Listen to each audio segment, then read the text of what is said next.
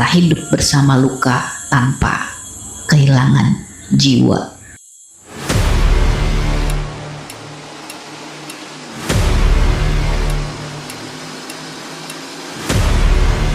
Hai, kita bisa menemukan deretan luka yang sangat berat dalam kisah para nabi.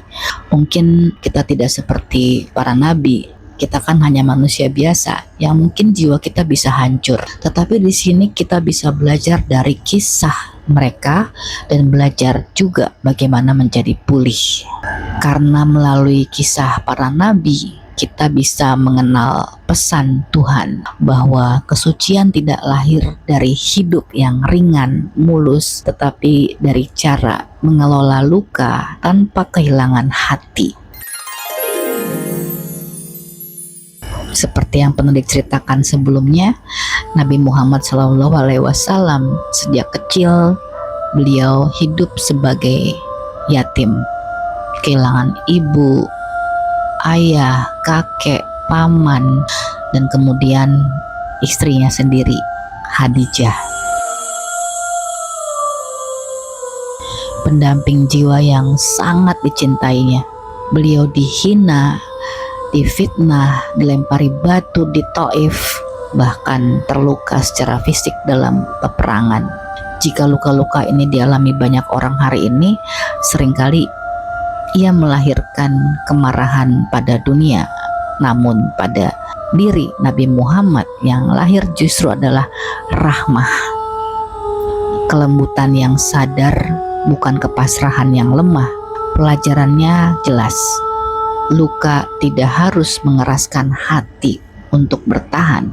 Kadang ia justru melembutkan hati agar tetap menjadi manusia. Nabi Ibrahim alaihi salam, beliau diusir oleh ayahnya sendiri, dibakar hidup-hidup oleh penguasa zolim, dan diuji dengan perintah menyembelih putranya sendiri yang paling dicintainya. Ini luka eksistensial, yaitu kehilangan rumah, kehilangan rasa aman, bahkan kehilangan kendali. Namun Nabi Ibrahim tidak mematikan rasa takutnya.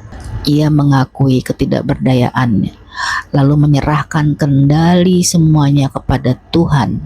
Dari Nabi Ibrahim kita belajar bahwa tidak semua luka disembuhkan dengan menguasai atau mengendalikan keadaan. Sebagian luka disembuhkan dengan kepercayaan yang sangat matang. Sementara itu, Nabi Ayub alaihi salam, tubuhnya dipenuhi penyakit selama bertahun-tahun. Harta hilang, relasi sosial dan masyarakat runtuh, ia ditinggalkan oleh banyak orang. Ini luka tentang identitas, tapi Nabi Ayub tidak menyangkal tubuhnya yang sakit. Ia mengakuinya, tetapi tidak membiarkan penderitaan itu berubah menjadi kebencian pada hidup. Ia mengajarkan bahwa sabar bukan berarti menutup mata dari rasa sakit, melainkan tetap berelasi dengan Tuhan di tengah masa sakit, hingga ia bisa mengetahui hasil kesembuhannya. Nabi Yusuf alaihi salam dikhianati oleh saudaranya sendiri, dibuang ke sumur, dijual sebagai budak, difitnah, dan dipenjara. Ini luka relasional yang sangat dalam, luka yang banyak kita alami hari ini ketika dikhianati oleh orang-orang terdekat. Namun Nabi Yusuf tidak membiarkan trauma menjadi dendam. Ia mengolah luka menjadi kejernihan. Puncaknya bukan pada kekuasaan, melainkan pada pemaafan. Lukanya tidak dihapus, tetapi tidak diwariskan sebagai kekerasan.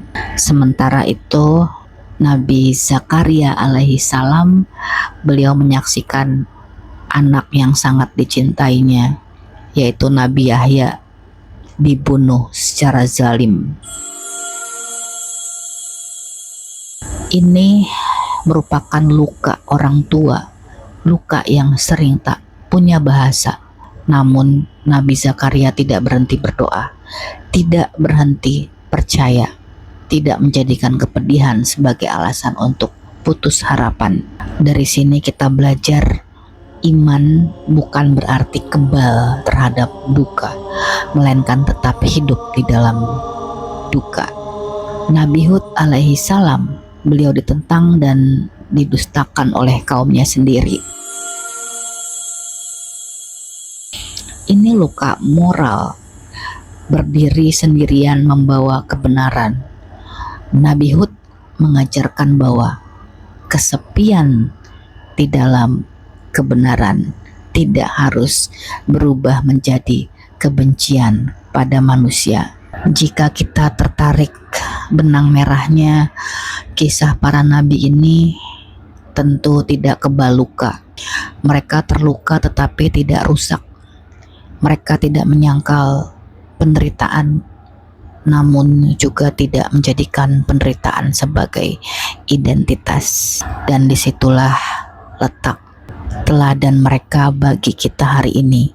Kita mungkin bukan nabi, namun kita mewarisi pelajaran yang sama, bahwa luka batin tidak membatalkan nilai spiritual seseorang, bahwa terluka tidak berarti gagal di hadapan Tuhan.